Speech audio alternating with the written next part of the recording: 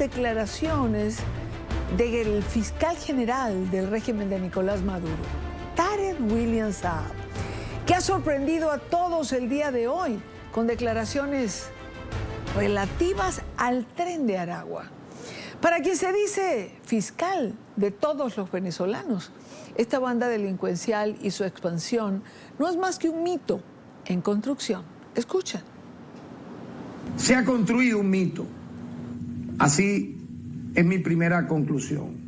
Se ha construido un mito. ¿Para qué?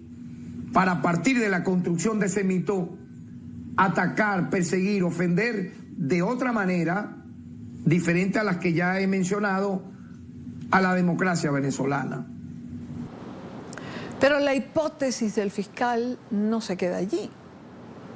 Habla de una campaña mediática que buscaría relacionar al régimen o a algunos de sus miembros con esta banda criminal. Y este mito alrededor del Tren de Aragua es por yo lo capto por el seguimiento que hacemos de las informaciones internacionales.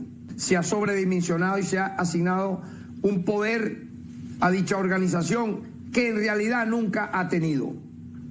Y lo peor, se está construyendo una matriz que pretende vincular a factores del Estado venezolano con estos desahuciados, con estos sinvergüenzas que son todos ellos miembros de estos grupos estructurados de delincuencia organizada. Tarek William Saab pide poner atención a lo que dice. Póngale oído a eso, porque no es casual. ¿Qué no es casual? ¿Qué le preocupa realmente a Tarek William Saab? ¿Que sea un mito en construcción, el del Tren de Aragua? ¿Que se haya expandido no solo a nivel regional, sino que tenga presencia en Estados Unidos? ¿O lo que realmente le preocupa es que se asocie a cierta dirigencia del régimen de Nicolás Maduro con el Tren de Aragua? Quiero saludar en esta parte del programa a nuestro primer invitado, Zahir Mundaray, abogado, penalista, criminalista, exdirector general de actuación procesal del Ministerio Público venezolano. Zahir, bienvenido, buena tarde para ti. Hola Idania, buenas tardes para ti. Gracias por la invitación. Rato que no conversábamos, sí. No por falta de temas, la verdad. Ciertamente. A ver, Zahir, ¿qué intenta Tarek William Saab con estas declaraciones? Mira, a mí en principio me parece insólito que haya salido en defensa del Tren de Aragua. Esto es lo primero que habría que decir, porque toda esta retórica empieza con ocasión de unas solicitudes que hacen legítimamente en su derecho un grupo de congresistas norteamericanos que le pide al presidente Biden que declare el Tren de Aragua como una organización criminal transnacional. Esto es absolutamente normal en los Estados Unidos. Él dice que no se oye eso de otras organizaciones, pero no. Una simple búsqueda que cualquiera haga en Google puede verificar que el cartel de Sinaloa fue declarado una organización transnacional, el Clan del Golfo, la Mara Salvatrucha desde el 2012, y es una de las que él menciona que no ha sido declarada. Bueno, todas estas organizaciones latinoamericanas han sido declaradas organizaciones transnacionales que dañan intereses de los Estados Unidos y no solo han sido sometidas además a sanciones por la OFAC, sus miembros y la organización misma. Así que Tarek William Saab pretende invisibilizar una verdad. Una verdad es que Venezuela no había estado nunca una organización criminal o un criminal venezolano, sea cual sea, en la mira de otros estados. Es decir, nunca había resonado el país, nunca se había conocido de una organización transnacional que tuviera origen en Venezuela. Yo he hecho este ejercicio con algunos abogados criminalistas, criminólogos, y todo el mundo, la única referencia criminal que hemos conseguido era Carlos el Chacal. Era el único criminal venezolano que resonaba, pero ahora hay una gran cantidad de grupos criminales que han salido de Venezuela, se han escondido dentro del fenómeno migratorio, porque hay que separar esto muy bien, no son migrantes, pero han crecido bajo la egida de la Revolución Bolivariana, y esto hay que tenerlo muy claro. Antes de la Revolución Bolivariana no había organizaciones criminales de esta magnitud, y menos que traspasaran fronteras. Así que esto es un fenómeno propio de la Revolución Bolivariana, el crecimiento exponencial de las organizaciones criminales en las cárceles, porque fíjate que él mismo confiesa que esto tiene su origen en la cárcel de Tocorón, y hacen una toma militar de la cárcel de Tocorón, y Dania, como tú misma lo reportaste en su momento, sí. y ninguno de los líderes de esta organización criminal es atrapado, por el contrario, todos huyen. Ahora el Estado supuestamente no sabe dónde están, y bueno, esta expansión del Tren de Aragua es absolutamente un hecho probado, un hecho verdadero, porque se está investigando en diversas fiscalías a nivel latinoamericano. Así que no hay forma de que una declaratoria de esto dañe la democracia. Por el contrario, hace más transparente los sistemas de justicia, y si Venezuela tuviera algún interés en colaborar, así lo haría. Pero claro, por el contrario, toda la información que llega dice que no colabora en materia de combate contra el crimen organizado. Claro, pero además, ¿por qué tendría una declaración como esta que perjudicara a la democracia? El problema es que cuando se establece algún tipo de relación con algún miembro del régimen de Venezuela, con alguien perteneciente a la dirigencia del régimen o del PSV,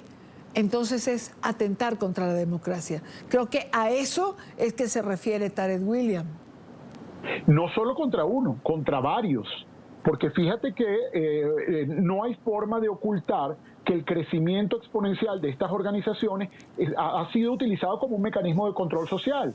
Esencialmente, el principal problema de la clase media venezolana en algún momento fue la inseguridad, y los obligó a huir, los obligó a encerrarse, a no ocupar espacios públicos, a no articularse a favor de las reclamaciones. Así que se viene estudiando desde la perspectiva criminológica que la instrumentalización de organizaciones criminales le ha servido al régimen para desarticular precisamente a la clase, sobre todo a la clase media, en sus reclamos legítimos. Y ahora esta transnacionalización o esta internacionalización de estas organizaciones, de alguna manera, fíjate que tienen una expresión que es inocultable. Tarek William Saab dice que ha bajado la criminalidad en Venezuela. Ciertamente ha bajado la criminalidad en Venezuela. Eso pareciera ser un fenómeno que algunos indicadores serios lo plantean, pero ha subido la participación de organizaciones criminales fuera de la frontera. Así que hay una inversión proporcional. Baja la criminalidad acá, pero se producen actos criminales de algunos venezolanos fuera de fronteras, que eso no había ocurrido antes. Pero lo más insólito de su declaración, Vidania, y esto yo creo que habría que poner el foco, porque una persona que no maneja los sistemas de justicia incurre en este tipo de errores. Él dice que aboga por una cooperación judicial sincera, abierta con los Estados Unidos. Es decir, que cuando él le solicite a los Estados Unidos personas que están allá, le puede ser enviado.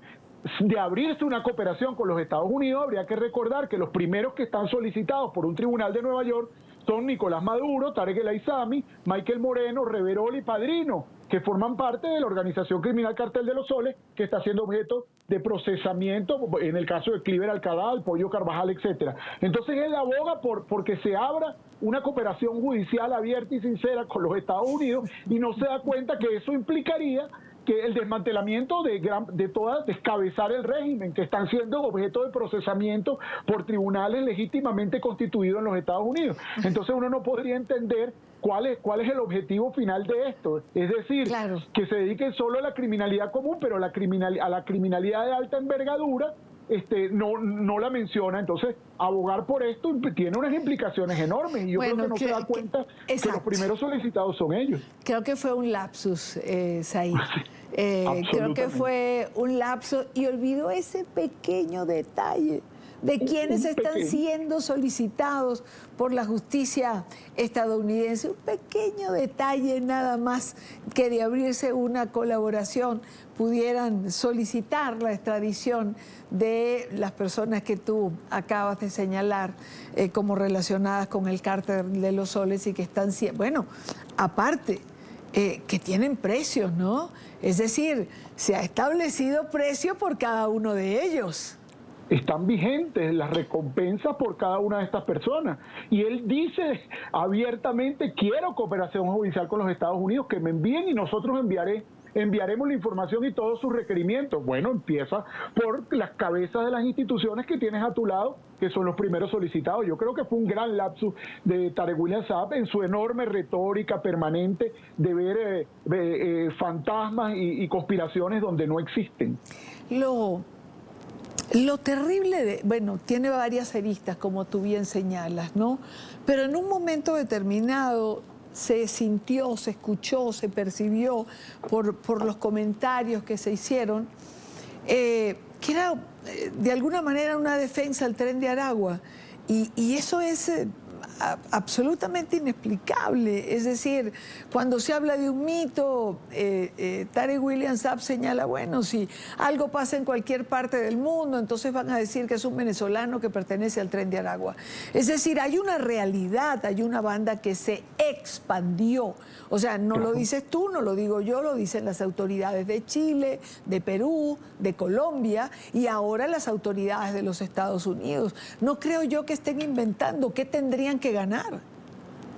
Absolutamente, Idania, y fíjate que esto, además de que está cuantificado e identificado en varias de las investigaciones, para que la audiencia lo sepa, que se han colectado teléfonos de miembros de estas organizaciones, se ven cómo se giran las instrucciones desde algunos de los que están detenidos en Venezuela.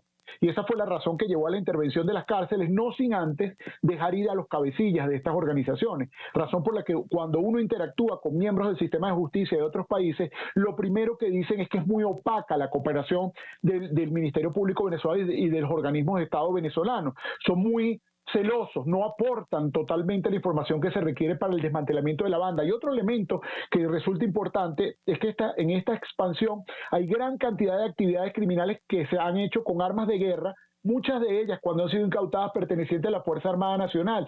¿Cómo llegaron esas armas a manos de las organizaciones criminales? Granadas pertenecientes a la Fuerza Armada Nacional, máquinas de minería digital que funcionan con electricidad permanente cuando algunas poblaciones alrededor de las cárceles no tienen electricidad. Entonces tienen una cantidad de ventajas y capacidad de movilización que los conectan directamente con el liderazgo político y con el poder. De modo que han sido útiles al poder, pero han utilizado el poder para este tipo de expansión criminal. Vamos a resumirlo de esta manera, y con esto termino. En este tránsito, en estos años de revolución, hemos transitado de Carlos Illich el Chacal a Niño Guerrero. Absolutamente, y con un hueco enorme.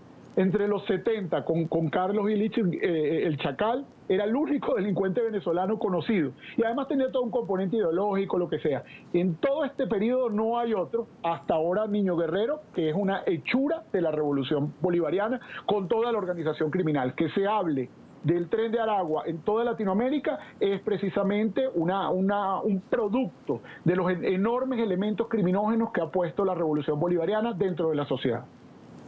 Zahir, como siempre, un gusto tenerte en el programa. Gracias por acompañarnos. No, gracias a ti, Dania. Un gran abrazo. Gracias por la invitación. A ti. Zahir Mundaray Rodríguez. Son las declaraciones de Tarek William Saab.